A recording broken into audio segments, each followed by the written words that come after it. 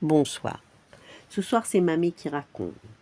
Une histoire de sorcière avec l'histoire de Colomba. Assise à califourchon sur son balai, Colomba manqua 3 fois de tomber. Prudente, bien qu'un peu énervée, elle décida de voler au ras du sol dans la forêt.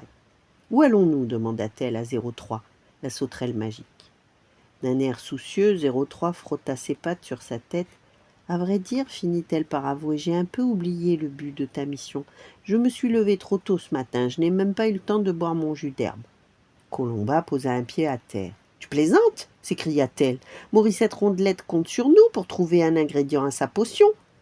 J'ai même dans ma poche un carnet de formules magiques pour aller plus vite. »« Oui, oui, je sais, pleurnicha 03. Attends, ça me revient. Tu dois lui rapporter une écaille. Voilà, c'est ça, une écaille. Une écaille de quoi? De poisson? De tortue? 03 éclata d'un rire nerveux. Hélas, non, une écaille de dragon. Tu connais cette bête? C'est vert, très méchant.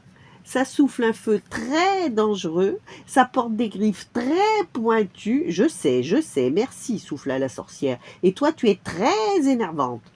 En plus, continua 03, sans écouter Colomba, il paraît que le dragon de notre forêt est toujours affamé.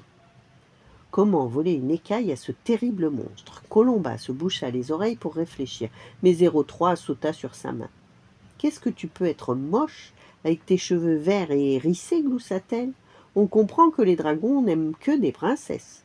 Colomba ouvrit grand ses yeux et enfourcha son balai. Sans le vouloir, la sauterelle lui avait donné une idée. En route, dit la jeune sorcière. Le balai partit à la vitesse d'une fusée. Au détour du chemin, une grotte apparut, sombre et inquiétante. Stop, c'est là, frémit 03. La sorcière se cacha à l'abri d'un rocher. Attends-moi ici sans faire de bruit, ordonna-t-elle à 03.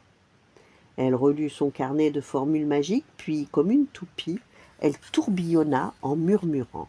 Abracadabra sorciera, froufrou, froufrouta, en princesse transforme-moi. Aussitôt, son manteau noir se changea en une magnifique robe de dentelle, la soie légère de sa ceinture flotta dans l'air tourbillonnant. Le bruit éveilla le dragon endormi. À contre-cœur, il ouvrit un œil. Une belle fille couronnée d'or semblait décidée à l'ennuyer. « Encore une princesse qui attend un mari » ronchonna-t-il. Sans prévenir, il souffla une flamme assez épaisse pour faire fondre un iceberg. La gracieuse Colomba prit ses dentelles et ses jambes à son cou. La prochaine fois, pour courir plus vite, récite la formule des talons plats, railla 03. Colomba haussa les épaules, mais ne s'avoua pas vaincue. Cachée dans un renfoncement du rocher, elle pirouetta et murmura. Abracadabra, sorciera, bijouti, frisetta, en duchesse, transforme-moi. Avec sa coiffure à plumes et ses cascades de bijoux, la belle repartit à la conquête de la bête. Déjà recouché, le dragon entendit des pas. Il soupira, des étincelles, et se décida à ouvrir l'autre œil. « Oh, à présent voilà une niaise à chapeau qui m'apporte des cadeaux, pensa-t-il. Il saisit Colomba avec une grande patte griffue et la laissa retomber sans pierre précieuse. La duchesse atterrit sur les fesses et déguerpit en vitesse en oubliant son chapeau. Mais à peine arrivée, une bouffée de colère l'envahit tout entière. Elle cassa son balai contre le rocher en braillant. « Mais qu'est-ce que c'est que ce dragon minable? Pour qui se prend-il, ce gros pain d'écaille, incapable de faire autre chose que de rouspéter ?»« Colomba, tais-toi » gémit en vain 03. « Approche, cornichon » reprit Colomba en agitant le manche du balai. « Je vais te mettre des coups de bâton dans les ailerons. » Tous les oiseaux de la forêt écoutaient avec inquiétude les rugissements de la sorcière. Le dragon, terriblement vexé, sortit lentement de sa caverne. Sous le pas du monstre, le sol tremblait d'épouvante. Mais Colomba, elle, n'entendait rien. Soudain, il surgit devant elle en crachant de rage. Une seconde, elle devint muette, mais elle se souvint de la formule secrète pour s'envoler. Abracadabra sorciera, en Colomba transforme-moi. Hélas, elle avait ajouté le A de son prénom au nom Colombe, sans comprendre pourquoi Colomba redevient sorcière et non oiseau. Le monstre se préparait à la croquer, quand brusquement il se ravisa. De furieux, ses yeux devinrent amoureux. Son ronflement terrifiant se changea en ronronnement caressant. Avec délicatesse, il posa Colomba sur sa grosse patte gauche, et du bout de ses griffes noires, il coiffa la tignasse verte de la sorcière. « Tes cheveux ont la couleur du dragon, chevrota 03. C'est pour ça que tu lui plais. Moi, je m'en vais. J'ai besoin d'un jus d'herbe pour me remonter. » Sans attendre la réponse, la sauterelle disparut. Bien vite, Colomba se retrouva prisonnière tout au fond de la caverne. Quelques écailles brillaient dans le logis du dragon, mais à quoi bon? Elle ne pouvait s'échapper sans balai, ni formule magique. 03, la seule qui aurait pu la secourir, s'était enfuie.